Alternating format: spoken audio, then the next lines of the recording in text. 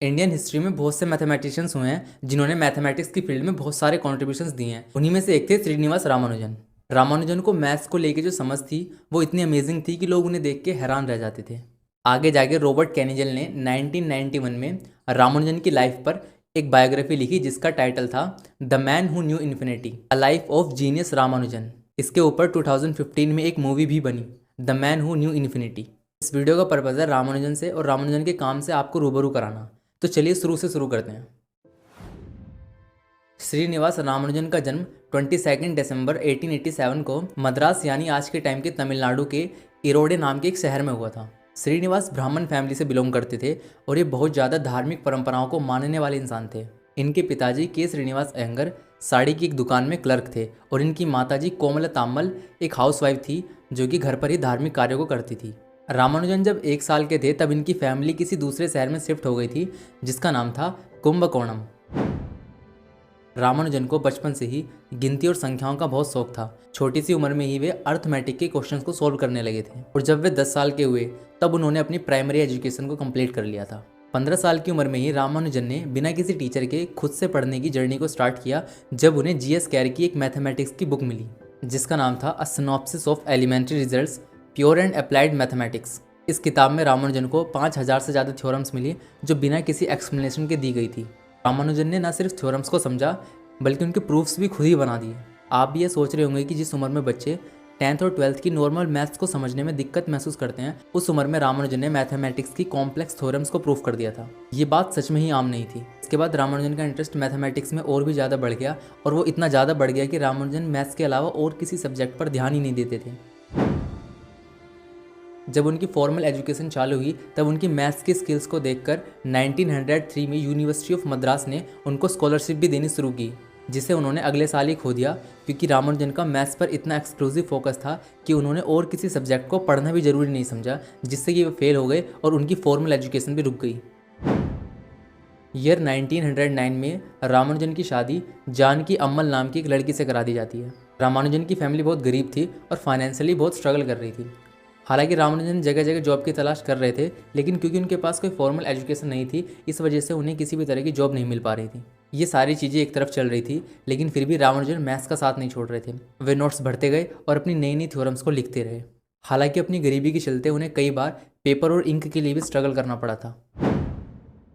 16 जनवरी 1913 में रामानुजन ने GH Hardy को 9 पेज का एक लेटर लिखा। पहले तो किसी अनजान मैथमेटिशियन से मैथमेटिक्स के 9 पेज हार्डी को फ्रॉड लगे। फिर उनमें से हार्डी ने कुछ फॉर्मूलाज को रिकग्नाइज किया लेकिन फिर भी उनमें से कुछ ऐसे थे जिन पर हार्डी को विश्वास नहीं हुआ। पर जैसे जैसे हार्डी थ्योरम्स को पढ़ते गए वे हैरान रह गए। रामानुजन ने इनफाइनाइट सीरीज पर जो काम किया था उसे देखकर वे बहुत इंप्रेस हुए। लास्ट पेज तक पहुँचते पहुँचते जीएच हार्डी बोले कि इन थ्योरम्स ने मुझे हिलाकर रख दिया है, मैंने पहले कभी इन जैसा कुछ नहीं देखा। उन्होंने कहा कि ये थ्योरम सच होनी चाहिए क्योंकि अगर ये सच नहीं होती तो किसी के मन में इनका आविष्कार करने की इमेजिनेशन नहीं आती। हार्डी ने अपने साथी जेई लिटिलवुड को इन पेपर्स पर नज़र डालने के लिए बोला। फिर लिटिलवुड के साथ काफ़ी डिस्कस करने के बाद उन्होंने कहा कि ये पेपर्स मेरे द्वारा प्राप्त सबसे रिमार्केबल पेपर्स थे। 8 फरवरी 1913 में हार्डी ने रामानुजन को रिप्लाई करते हुए लिखा कि उन्हें उनका काम बहुत पसंद आया है और ऐसी ही और बातें उन्होंने उस लेटर में लिखी। उन्होंने रामानुजन को कैम्ब्रिज आने के लिए भी बोला पर वहाँ जाने के लिए उन्हें घर से परमिशन नहीं मिली। पर कुछ समय बाद कुछ शर्तों पर उनकी माँ ने उन्हें इंग्लैंड कैम्ब्रिज जाने की परमिशन दे दी। 1914 में रामानुजन इंग्लैंड पहुंच गए और वहां पहुंचकर उन्होंने हार्डी के साथ काम किया और दोनों ने मिलकर कई theory, infinite series, continuing fraction में शानदार काम किया। रामानुजन की मैथ्स को लेकर अप्रोच बिल्कुल यूनिक थी। वो ज़्यादातर फॉर्मल प्रूफ्स का इस्तेमाल नहीं करते थे। वे जो रिजल्ट्स लेकर आते थे उन्हें वे अंतर्ज्ञान और अंतर्दृष्टि से प्राप्त करते थे। रामानुजन के बारे में हार्डी का कहना था, every positive integer was Ramanujan's personal friend. Ramanujan के करियर में एक खास पल जब आया जब उन्हें 1918 में रॉयल सोसाइटी का मेंबर बनाया गया। इस समय इंग्लैंड ने भारत को गुलाम बना रखा था इसलिए रामानुजन के लिए ये बात और भी ज़्यादा बड़ी हो जाती है। ये सम्मान उन्होंने सिर्फ 31 साल की उम्र में पाया और ये ऐसे पहले भारतीय थे जिन्होंने ये सम्मान जीता था। इस सम्मान इनके लिए एक बहुत बड़ा अचीवमेंट था। श्रीनिवास रामानुजन ने ब्लैक होल के बारे में डायरेक्टली कभी कोई काम नहीं किया, न कभी ब्लैक होल वर्ड का यूज़ किया, लेकिन उनका मैथमेटिकल काम जैसे मॉक थीटा फंक्शन और मॉड्यूल फॉर्म्स आज के ब्लैक होल फिजिक्स और एस्ट्रोफिजिक्स में काफ़ी यूज़ होते हैं। रामानुजन का काम इतना प्राउड ऑफ था कि उन्होंने जो थ्योरम्स बनाए वो मॉडर्न फिजिक्स की कॉम्प्लेक्स कॉन्सेप्ट को समझने में यूज़ हो रहे हैं। उनका इंट्यूशन बेस्ड अप्रोच हमेशा से ही एक्स्ट्रा ऑर्डिनरी था। रामानुजन दूसरे लोगों की तरह मैथ्स की कैलकुलेशन में टाइम नहीं लगाते थे। उनकी कैलकुलेशन इतनी फास्ट होती थी कि जैसे उन्होंने कुछ कैलकुलेट किया ही नहीं।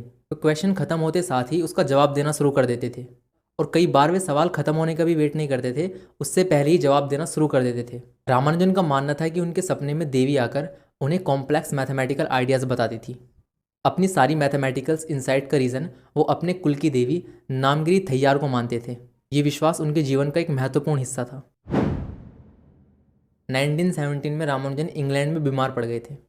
उन्हें ट्यूबरक्लोसिस हो गया था, और इंग्लैंड के ठंडे मौसम और स्ट्रिक्ट वेजिटेरियन डाइट की वजह से उनकी हेल्थ खराब हो गई। 1919 में रामानुजन वापस भारत आए, लेकिन उनकी सेहत ठीक नहीं हुई। 26 अप्रैल 1920 को सिर्फ 32 साल की उम्र में रामानुजन की डेथ हो गई। रामानुजन को हमेशा लगता था कि मैथ्स एक डिवाइन लैंग्वेज है। श्रीनिवास रामानुजन का जीवन मैथ्स के जीनियस के साथ साथ धार्मिक और आध्यात्मिक इंसान का भी जीवन था। उन्होंने अपनी एक्स्ट्रा ऑर्डिनरी सोच और अध्यात्म के साथ एक ऐसा मैथ्स क्रिएट किया जो आज तक दुनिया को इंस्पायर करता है। श्रीनिवास रामानुजन की लाइफ को और करीबी से समझने के लिए आप उन पर बनी एक बायोग्राफी पढ़ सकते हैं, या बायोग्राफी का फिल्म वर्जन देख सकते हैं।